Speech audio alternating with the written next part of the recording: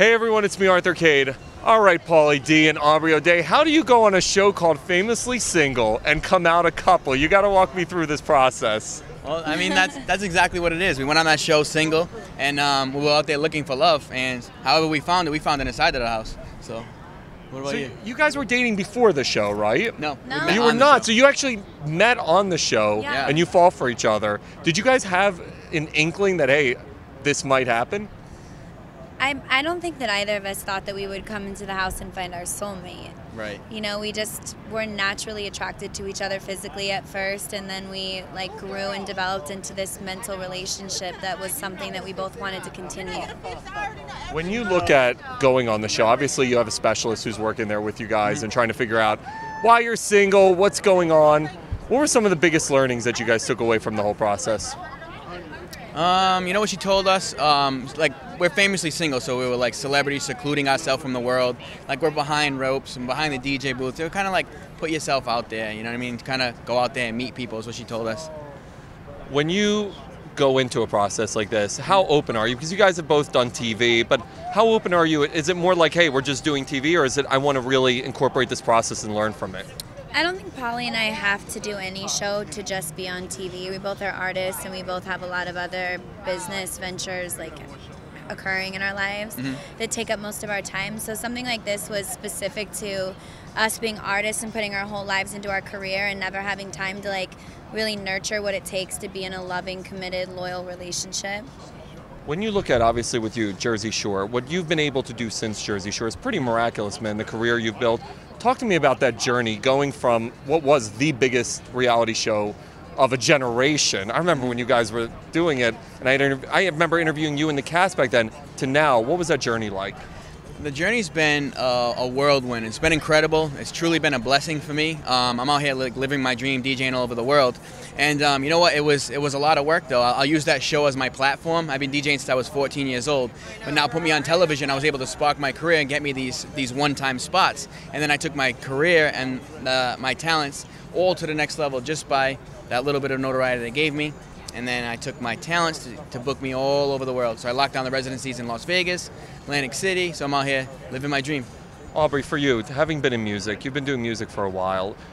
It is such a tough career. What's it been like for you? Obviously, there's got to be ups and downs. What's it been like for you going through as an artist?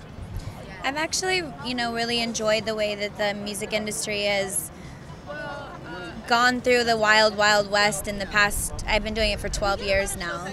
And this Crazy. I remember when you first started, I'm like, here we are a decade plus later. Right. Thank you for aging me, by the way. I'm 38, trust me. I'm old as heck, so I'm aging myself. I'm totally teasing you, I don't care. I enjoy now that independent artists have such an opportunity to really push and promote their products without having to be signed to a major or even a distribution deal at this point. I like how the music industry has been able to, through its transitions, allow that voice to be heard. There are so many amazing independent artists in the world that deserve the promotion and the respect and just the viewership of their product and their art. You guys are both on the go so much. You're obviously traveling. I saw Memorial Day. I follow you on Instagram, and I was like, holy cow, this guy didn't have a chance to sit. How are you able to maintain a relationship when you're so on the go?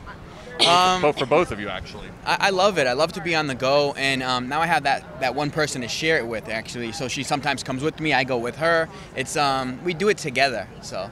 Does it help that the both of you are in the same industry and you've experienced both the ups and downs of what you have to deal with being in the public eye? I mean, sure. We definitely always connect with music. We both love music. We both have made it our life's passion.